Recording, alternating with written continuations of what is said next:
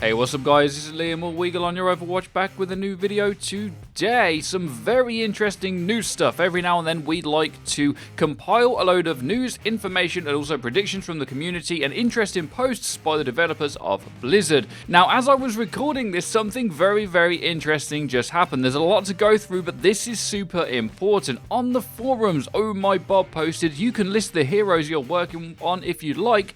What is said on this forum stays on this forum. We won't tell anybody. Jeff Kaplan, the game director of Overwatch, replied saying 24 is not who you think it is, which blows a lot of minds, I'm sure. So Jeff is basically saying Doomfist isn't the next hero. Now, everyone wants him to be the hero, so you would think they're going to work on him regardless, but it looks like the next hero could be anyone. Now, there's a lot of rumors around on who this could be, but honestly, no one really seems to know right now, and I kind of like that, to be perfectly honest with you guys. I like that we don't know who it's going to be, and I would like at some point multiple heroes to be released at the same time, because then it would really mix up things in the meta. But let me know in the comments, guys, what do you think? Do you want Doomfist, or shall we wait and get him in the future and get this other hero out the way first? Any theories? The comment section is the place to let us know. Next, there was a question on the Battle.net forums whether there would be some kind of guild or clan option for the game coming up in the future.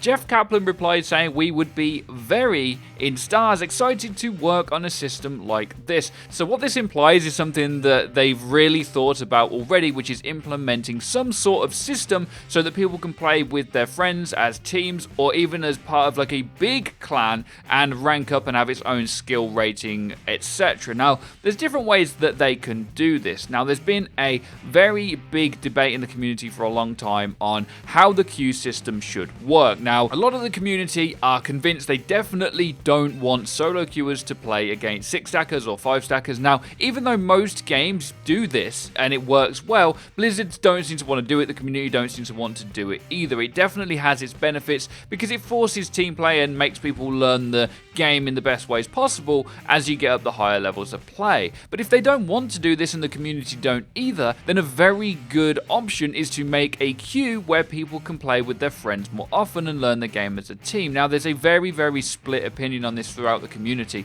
but I think in general people want to play as a team and people want to learn the game. There's also a casual community too, but on the competitive side of things, it'd be very interesting to see a separate queue for a 6-stack or a clan environment. This way you could gain skill rating based on your team play and your knowledge. In a lot of games that involve teamwork, individual skill won't come down to things, which is why 6-stack versus solo queuers is a crazy situation, because the tactics from the 6-stack are often going to outweigh any skill the solo queuers will have. So rather than force people to play in more of a team, Blizzard looks like they'll be looking at the clan option, and this could be very good for the game. The Your Overwatch team are just happy to see any kind of team play introduced in any way, shape or form. I'd love you guys to let us know what you think in the comments. Do you want to play with more friends? I know some people are really casual and want to stick to quick play, but as a competitive thing, it would be very nice to see some more teamwork implemented into the game. The next post I would like to talk about is a custom server suggestion, which is passwords, was posted on the forums, and Jeff Kaplan also replied to this saying they're very open to the idea and hopefully they can add it in the future.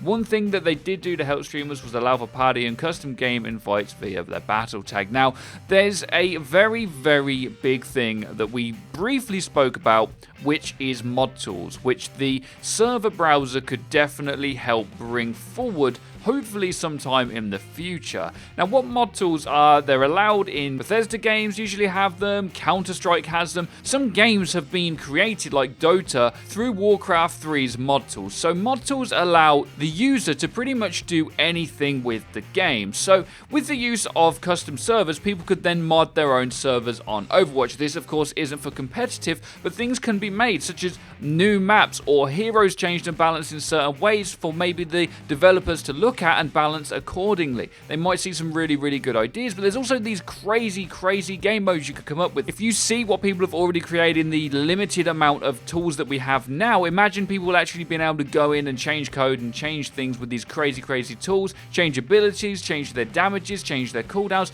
All of this stuff could mean a lot for Overwatch. New maps could be made, or even new games entirely could be made from this. There could even be a Overwatch MOBA made from this one game, and there's an infinite amount of possibilities that can be done with mod tools, and it would mean a hell of a lot for Overwatch. And Blizzard are very scared to do it, I think, because of what happened with Warcraft and Dota, but I think that it is always going to help the community when they have their own opportunity to make things aside from Blizzard, and all it can do is add to the health of the game. It's not going to take away from it, and it's something that we would definitely like to see in the future. Now, the next post is interesting and kind of a little bit sad, really, is that Jeff Kaplan has basically said on the forums that they're not giving any information on new heroes because of what happened with Sombra. Now, Sombra was teased for a very long time, and a lot of people had fun with the ARG that came with it so that people could try and work out all of these complex things with these tools they'd have to find on the internet to try and find out when Sombra's being released, and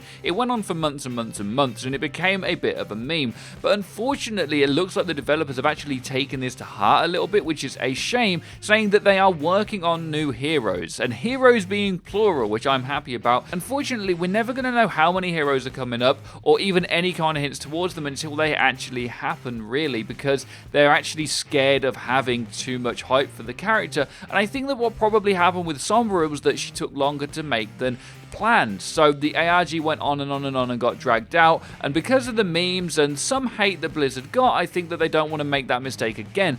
Personally, it was a little bit dragged out, but it is nice to know things are definitely coming, and them just saying we have new heroes coming is definitely great. It's just a shame we're not going to know until the second they come out, but that could also add to things. Personally, what I would like to see for new heroes is maybe 2 or 3 come out at once sometime, just to shake things up a little bit in the meta. I don't know if that's going to happen, but personally, I think that would be a lot of fun. The main Doomfist leaks that have come out recently, guys, are the smashed payload. There's been a few models of it. There's also been some music on the PTR. The last post attached to a similar thread on the forums is about hero balance, and this is a very long post by Jeff Kaplan. I will put it on screen, but I'm going to summarize it for you guys. It basically says that a lot of people have been giving them feedback on hero balances and changes. I think D.Va was one of the strongest opinions throughout the D.Va community on her nerfs and buffs and her reworks since the release of the game. Jeff doesn't actually say this is to do with D.Va mains at all, but it is definitely to do with hero balance overall. And we get this on our channel is people think we're biased towards certain heroes. There are heroes we definitely don't like as much as others, but in terms of balance and health,